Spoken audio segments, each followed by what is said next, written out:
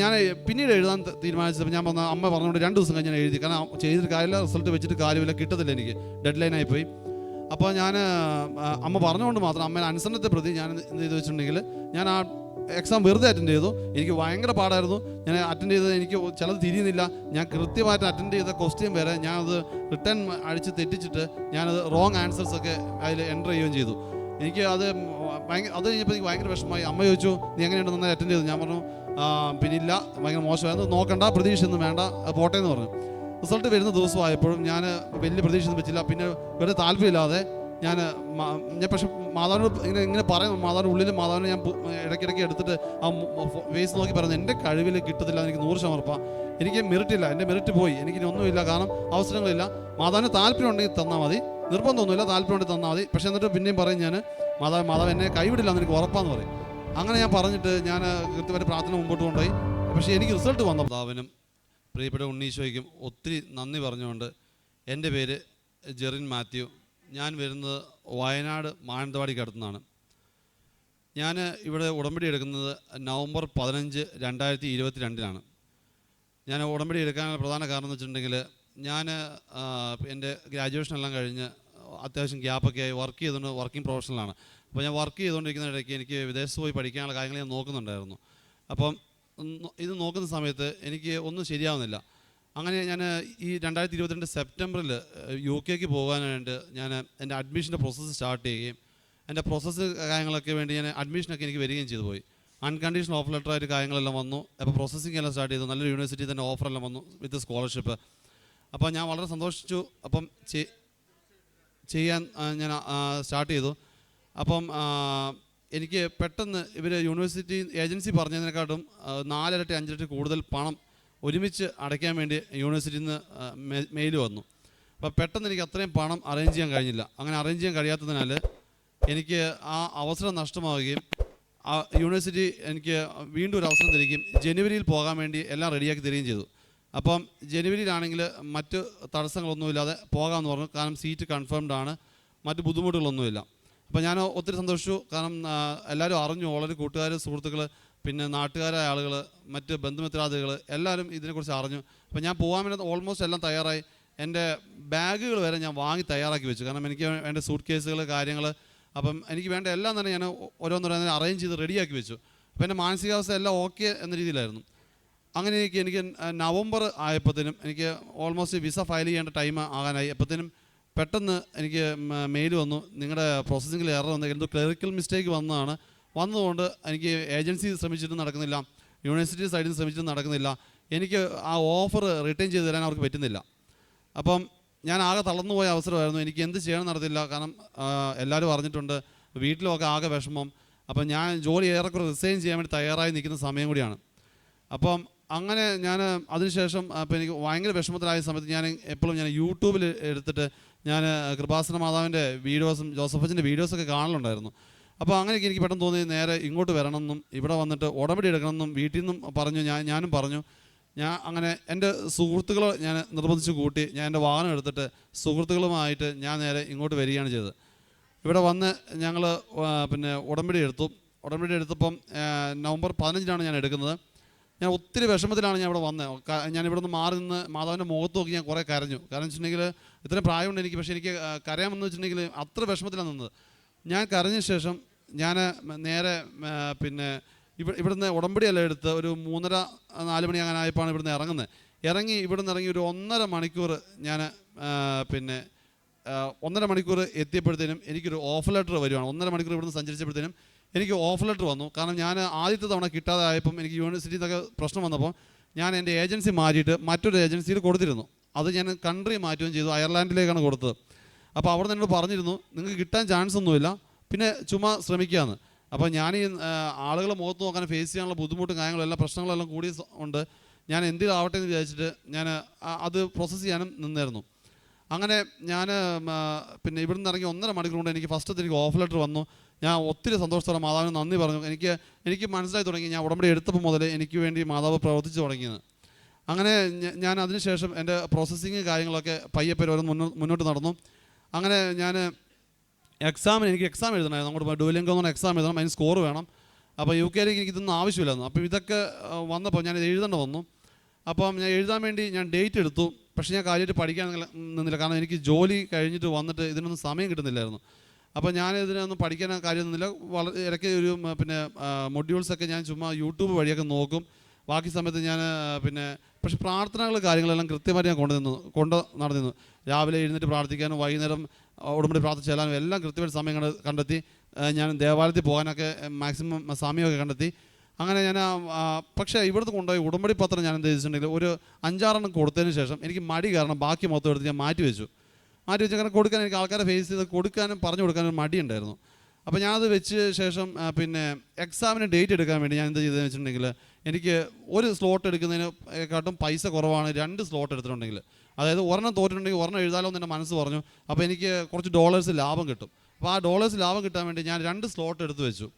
2 slot എടുത്ത് വെച്ചിട്ട് അപ്പോൾ എൻ്റെ ഒരു മനസ്സിൽ വിചാരം എന്ന് വെച്ചിട്ടുണ്ടെങ്കിൽ എനിക്ക് ഒന്ന് ട്രയൽ പോലെ അറ്റൻഡ് ചെയ്തിട്ട് ഒന്ന് അല്ലാതെ അറ്റൻഡ് ചെയ്യാലോ എന്നാണ്. അപ്പോൾ ഞാൻ ഈ ദിവസങ്ങളിങ്ങനെ പോയപ്പോഴത്തേനും പെട്ടെന്ന് ഏജൻസി പറഞ്ഞു എനിക്ക് സമയമില്ല, പെട്ടെന്ന് തന്നെ എക്സാമിന് ഡേറ്റ് വെക്കണമെന്ന് പറഞ്ഞു. എക്സാം ഡേറ്റ് അറ്റൻഡ് ചെയ്തിട്ട് റിസൾട്ട് വെക്കണമെന്ന് പറഞ്ഞു. അപ്പോൾ റിസൾട്ട് വെക്കാൻ വേണ്ടി ഞാൻ എന്ത് ചെയ്തിട്ടുണ്ടെങ്കിൽ വേറൊരു ഓപ്ഷൻ ഇല്ലാത്തതുകൊണ്ട് ട്രയലൊന്നും എടുക്കാമെന്നില്ല. ഞാൻ ഒന്ന് വേഗം ഒരു എക്സാം അങ്ങ് അറ്റൻഡ് ചെയ്തപ്പോൾ എന്താ വെച്ചിട്ടുണ്ടെങ്കിൽ എനിക്ക് ആ അറ്റൻഡ് ചെയ്ത എക്സാമിൻ്റെ ആ റിസൾട്ട് വെക്കാൻ വേറൊരു എക്സാമിന് എഴുതാനും സമയം കിട്ടത്തില്ല, കാരണം ഡെഡ് ലൈൻ ആയിപ്പോയി. അപ്പോൾ എനിക്ക് ഭയങ്കര എളുപ്പമുള്ള എക്സാമായിരുന്നു, വളരെ എളുപ്പം. അപ്പോൾ ഞാൻ ഓർത്ത് എനിക്ക് കിട്ടേണ്ട സ്കോറിനെക്കാട്ടും വളരെ കൂടുതൽ കിട്ടുമല്ലോ, വളരെ സന്തോഷമായി. ഞാൻ എൻ്റെ മെറിറ്റിൽ തന്നെ പൂർണ്ണമായിട്ട് വിശ്വസിച്ചു. ഞാൻ മാതാവിൻ്റെ കരുണയിലോ കൃപയിലോ നിന്നില്ല. ഞാൻ ജസ്റ്റ് സൈഡിൽ കൂടെ ഒരു പ്രാർത്ഥന ഉണ്ടെന്നല്ലാതെ ഞാൻ എൻ്റെ മെറിറ്റിൽ പൂർണ്ണമായിട്ടും ഞാൻ വിശ്വസിച്ചായിരുന്നു. അപ്പോൾ എനിക്ക് അത്ര എളുപ്പമായിരുന്നു എക്സാം. പക്ഷേ ഞാൻ റിസൾട്ട് ഭയങ്കര പ്രതീക്ഷയോടെ ഞാൻ റിസൾട്ട് നോക്കുമ്പം റിസൾട്ട് നല്ല ഭംഗിയായിട്ട് എനിക്ക് 15 മാർക്കിന് ഞാൻ ഡൗൺ ആയിപ്പോയി, എനിക്ക് കിട്ടിയില്ല. എനിക്ക് ഭയങ്കര വിഷമമായിപ്പോയി. ഞാനന്ന് ഇരുന്നിട്ട് ഞാൻ കുറേ നേരം മാതാവിന് മുമ്പിൽ എൻ്റെ മാതാവിൻ്റെ പ്രാർത്ഥന പുസ്തകം എൻ്റെ കയ്യിലുണ്ട്. അപ്പോൾ ഞാനത് എടുത്തിട്ട് അത് നോക്കി ഞാൻ കുറേ കരഞ്ഞ് പ്രാർത്ഥിച്ചു. എന്നോടിങ്ങനെ ചെയ്ത് ഞാൻ എന്ത് ചെയ്യുന്നു ചോദിച്ചിട്ട്. അപ്പം പിന്നെ അമ്മ പറഞ്ഞു എന്നോട്, നീ എന്തായാലും ഒന്നുകൂടെ എഴുത്, ഒരു സ്ലോട്ടും കൂടെ ഉണ്ടല്ലോ, നീ അതൊന്നും എഴുത്. അപ്പം ഞാൻ പിന്നീട് എഴുതാൻ തീരുമാനിച്ചപ്പോൾ അമ്മ പറഞ്ഞുകൊണ്ട് 2 ദിവസം കഴിഞ്ഞ് ഞാൻ എഴുതി. കാരണം ചെയ്തിട്ട് കാര്യമില്ല, റിസൾട്ട് വെച്ചിട്ട് കാര്യമില്ല, കിട്ടത്തില്ല, എനിക്ക് ഡെഡ് ലൈൻ ആയിപ്പോയി.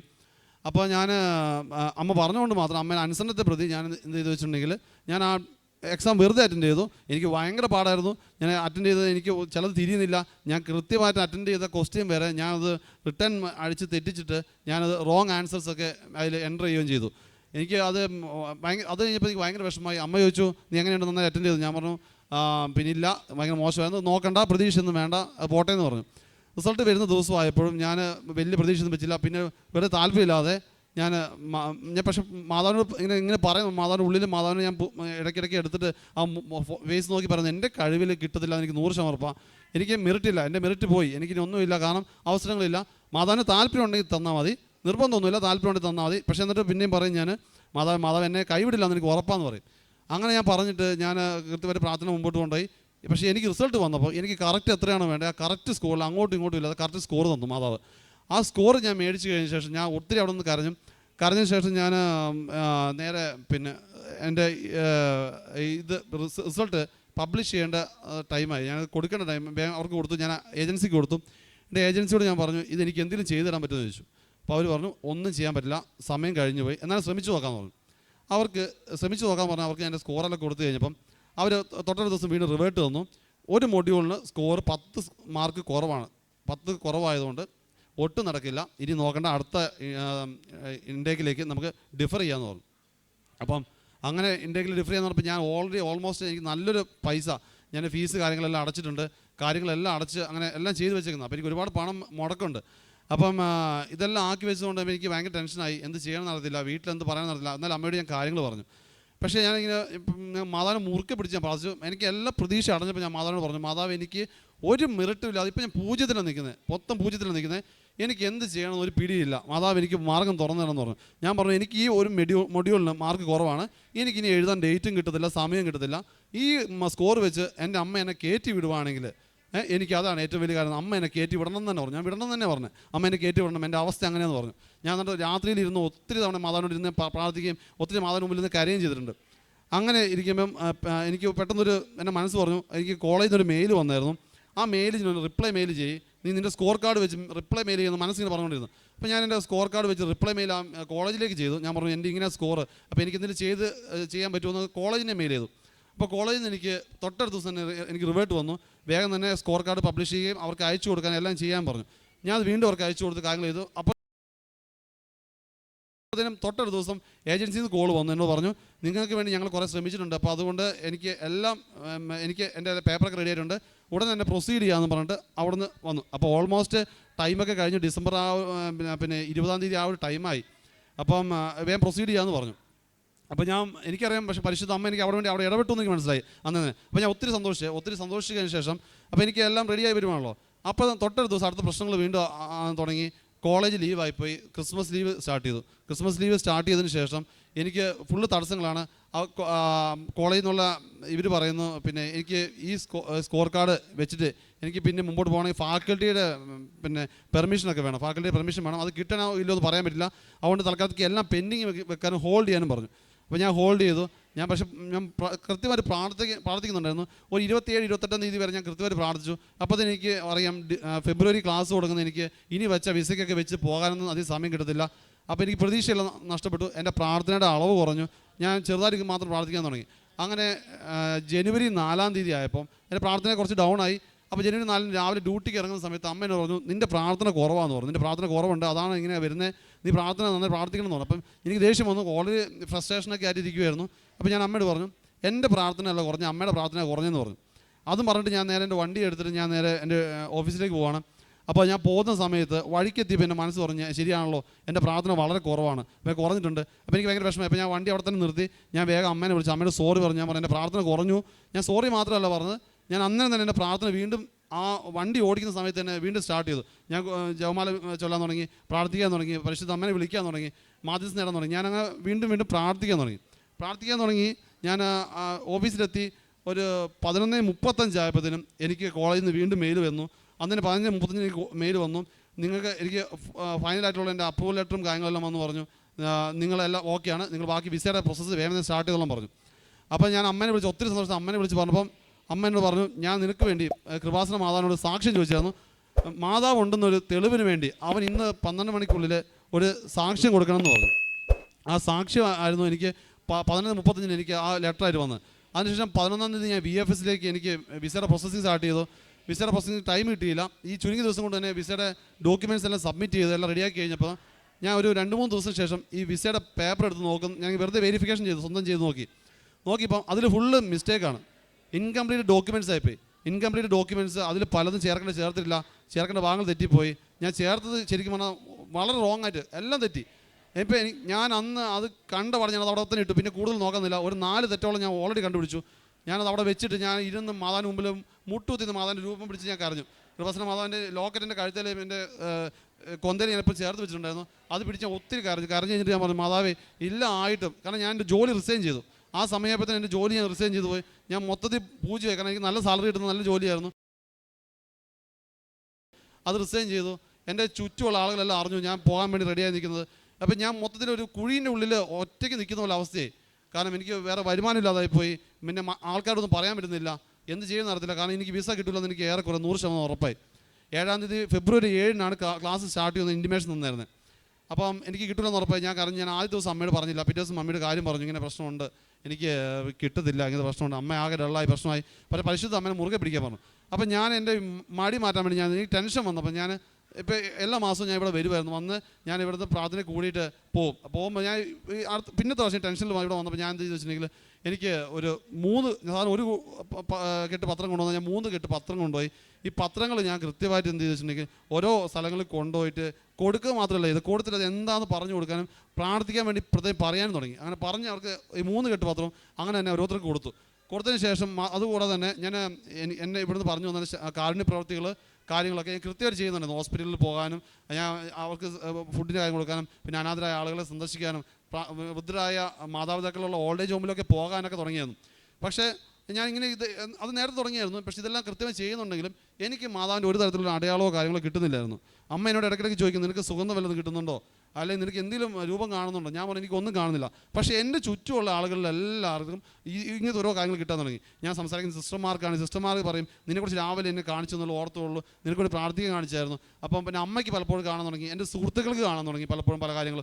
അപ്പോൾ എനിക്ക് മാത്രം ഒരു തരത്തിലുള്ള ഒന്നും കിട്ടുന്നില്ല. അപ്പോൾ ഞാൻ വിഷമിച്ച് ഞാൻ ഓർത്തു, എനിക്ക് വിശുദ്ധിയില്ല, എനിക്ക് ഒട്ടും വിശുദ്ധിയില്ലാത്തതുകൊണ്ട് മാതാവ് എനിക്ക് ഇതൊന്നും കാണിച്ചു തരുന്നില്ല. അപ്പോൾ എനിക്ക് എൻ്റെ മനസ്സിൽ പറഞ്ഞു, എനിക്ക് വിസ കിട്ടാൻ പോകില്ല, എല്ലാം പോയി, എല്ലാം കഴിഞ്ഞു.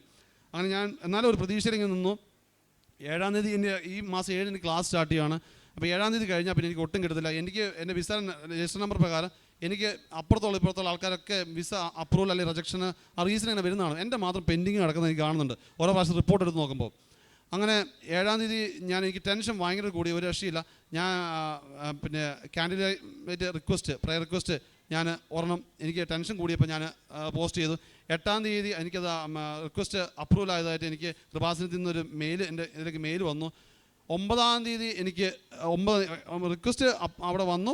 9-ാം തീയതി ആയപ്പം എനിക്ക് VFS നിന്ന് മെയിൽ വന്നു, നിങ്ങളുടെ ആപ്ലിക്കേഷൻ പ്രോസസ്സ് ആയിട്ടുണ്ടെന്ന് പറഞ്ഞപ്പം അത് അപ്രൂവൽ ആണോ അല്ലയോ എന്നറിയത്തില്ല, പക്ഷേ പ്രോസസ്സ് ആയിട്ടുണ്ടെന്ന് പറഞ്ഞു. എനിക്ക് ഭയങ്കര ടെൻഷനായി. പക്ഷേ ഞാൻ നന്നായി പ്രാർത്ഥിക്കാൻ തുടങ്ങി. പ്രാർത്ഥന ഉണ്ട്. ഞാൻ പ്രാർത്ഥന സമയം പലരുടെയും ചോദിച്ചു. ഞാൻ എന്നിട്ട് മാതാവിനോട് ഇരുന്ന് പ്രാർത്ഥിക്കാൻ തുടങ്ങി. ഇപ്പം ഞാൻ മാതാവിനെ മുറുക്കെ പിടിക്കാൻ തുടങ്ങി. കാരണം എനിക്കിനി ഒരു രക്ഷയില്ലാത്ത അവസ്ഥയിലേക്ക് എത്തിപ്പോയി. കാരണം ജോലിയില്ല, തൊഴിലില്ല. അപ്പം ഞാൻ ചുറ്റും അത്രയും ലോണ് കാര്യങ്ങളുണ്ട്. അപ്പം മാത്രമല്ല അത്രയും പൈസ മുടക്കിയിട്ടുണ്ട്. അപ്പോൾ ഇനി ഒരു ഓപ്ഷൻ എനിക്ക് അറിയത്തില്ല, എൻ്റെ മുമ്പിൽ ഒന്നും ഓപ്ഷൻ ഇല്ല. അപ്പം ഞാൻ മാതാവിനോട് കൃത്യമായി, കാരണം ഇൻകംപ്ലീറ്റഡ് ആയ ഒരു ഡോക്യുമെൻറ്റും കൈ പിടിച്ചിട്ടാണ് ഞാൻ നിൽക്കുന്നത്. എൻ്റെ കയ്യിൽ ഒന്നുമില്ലാതെ നിൽക്കുന്ന സമയം.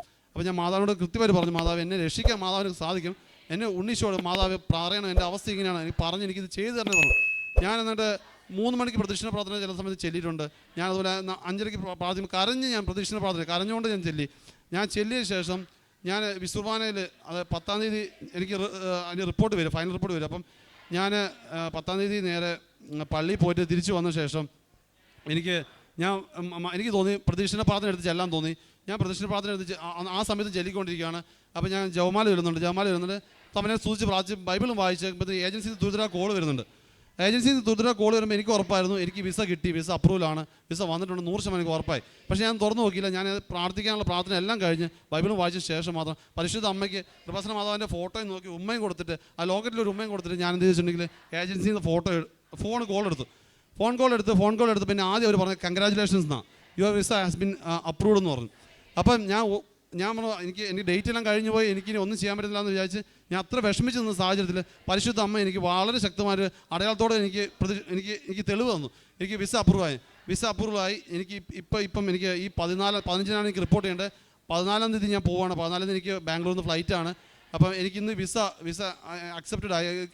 എൻ്റെ ബ്രദർ ഇന്ന് കളക്ട് ചെയ്തത്. അപ്പം പരിശുദ്ധ അമ്മ എനിക്ക് ഒത്തിരി വലിയ അനുഗ്രഹമായിട്ടാണ് തന്നത്. അതിനുശേഷം എനിക്ക് ടിക്കറ്റ് കിട്ടുന്നില്ലായിരുന്നു. ടിക്കറ്റിൻ്റെ ഒരു പ്രശ്നം ഉണ്ടായിരുന്നു. കാരണം ലാസ്റ്റ് സമയം ടിക്കറ്റിന് ഒന്നെങ്കിൽ ഹൈ ഫെയർ കാണിക്കുന്നുണ്ട്, എനിക്ക് കിട്ടുന്നുമില്ല.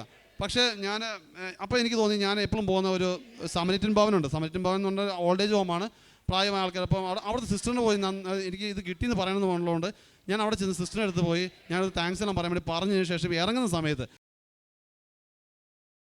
അവർ പറഞ്ഞു, സിസ്റ്റർ പറഞ്ഞു, ഇന്ന് രാവിലെ നിൻ്റെ മുഖം എനിക്ക് കാണിച്ചായിരുന്നു, നിനക്ക് വേണ്ടി പ്രാർത്ഥിക്കാൻ വേണ്ടി ഞങ്ങളോട് സംസാരിച്ചപ്പോൾ ഞങ്ങൾ നിനക്ക് വേണ്ടി പ്രാർത്ഥിച്ചിട്ടുണ്ടെന്ന് പറഞ്ഞു. അതെനിക്ക് ഭയങ്കര സന്തോഷമായി. ഞാൻ പറഞ്ഞു, സിസ്റ്റർ അതിനുള്ള ഫലം കാണാണ്ട് എനിക്ക് വിസ അപ്രൂവ്ഡ് ആയെന്ന് പറഞ്ഞു. അതിനുശേഷം എനിക്ക് പറഞ്ഞ ടിക്കറ്റ് ഫെയറിനെക്കാട്ടും പകുതി പൈസയ്ക്ക് എന്നോട് മാതാവ് പറഞ്ഞു, എൻ്റെ മനസ്സിലിങ്ങനെ പറഞ്ഞുകൊണ്ടിരിക്കുന്നുണ്ട്, നീ സ്വന്തം ബുക്ക് ചെയ്യാൻ നോക്കുക, ടിക്കറ്റ് സ്വന്തം ബുക്ക് ചെയ്യാൻ നോക്കുക. ഞാൻ സ്വന്തം ടിക്കറ്റ് ബുക്ക് ചെയ്യാൻ നോക്കി. എനിക്ക് അവർ പറഞ്ഞ് ഹൈ ഫെയർ പറഞ്ഞു, ആ ഫെയറിൻ്റെ പകുതി താഴെ പൈസയ്ക്ക് എനിക്ക് സ്വന്തം ബുക്ക് ചെയ്തപ്പോൾ എനിക്ക് സ്ലോട്ട് കിട്ടുകയും എനിക്ക് ടിക്കറ്റ് കിട്ടുകയും ചെയ്തു. ടിക്കറ്റ് കിട്ടിക്കഴിഞ്ഞിട്ട് അതിനുശേഷം തൊട്ടടുത്ത സമയത്ത് ഞാൻ വെറുതെ സംശയത്തിന് വേണ്ടി ഒരു ടിക്കറ്റ് കൂടി ചുമ്മാ എടുക്കുന്ന പോലെ നോക്കിയപ്പോൾ ആ ഫെയർ പഴയ ഇതിലേക്ക് അപ്പായിട്ട് വരുന്നത് ഞാൻ കണ്ടു. അപ്പോൾ ഞാൻ അമ്മയോട് പറഞ്ഞു, ഒത്തിരി നന്ദി, ഞാൻ മാതാവിന് ഒത്തിരി നന്ദി അവിടെ പറഞ്ഞു. എൻ്റെ സുഹൃത്തുക്കളൊക്കെ ഇതിന് സാക്ഷികളാണ്. അപ്പോൾ എനിക്ക് പരിശുദ്ധ അമ്മ ഇത്ര വലിയ അനുഗ്രഹമാണ് എനിക്ക് തന്നത്. അതുപോലെ എൻ്റെ അതായത് എൻ്റെ ഏറ്റവും വലിയ ഉടമ്പടി അനുഭവം. രണ്ടാമത്തെ ഉടമ്പടിയിൽ എൻ്റെ പെങ്ങൾ നേഴ്സിംഗ് സ്റ്റുഡൻ്റാണ്. അവൾ ഒരു എക്സാം എഴുതിക്കൊണ്ടിരിക്കുമ്പം, യൂണിവേഴ്സിറ്റി എക്സാം എഴുതുമ്പോൾ പെട്ടെന്ന് സുഖമില്ലാതാകുകയും അവൾക്ക് എക്സാം കംപ്ലീറ്റ് ചെയ്യാൻ പറ്റാതെ അവൾ കുറച്ച് മാത്രം അറ്റൻഡ് ചെയ്തിട്ട് തിരിച്ചു പോവുകയും ചെയ്തു. തിരിച്ചു പോയതിന് ശേഷം അവൾ അത് പറഞ്ഞ് ഭയങ്കര വിഷമമായിരുന്നു, തോറ്റു പോകുന്ന ഉറപ്പായിരുന്നു. പക്ഷേ അത് ഞാൻ ഉടമ്പടിയിൽ ഒരു ഇത് വെച്ചു, ഉടമ്പടി മധ്യസ്ഥം വെച്ചു, മാതാവിന് മധ്യസ്ഥം വെച്ചു. അത് അവൾ റിസൾട്ട് വന്ന സമയത്ത് അവൾക്ക് നല്ല മാർക്കോടുകൂടി അത് വിജയിക്കാൻ സാധിച്ചു. അപ്പോൾ പരിശുദ്ധ അമ്മ എനിക്ക് തിരുക്കുമാരനിൽ നിന്ന് വാങ്ങിത്തന്ന ഇത്രയും വലിയ അനുഗ്രഹത്തിന് ഒത്തിരി ഞാൻ നന്ദി പറയുന്നു.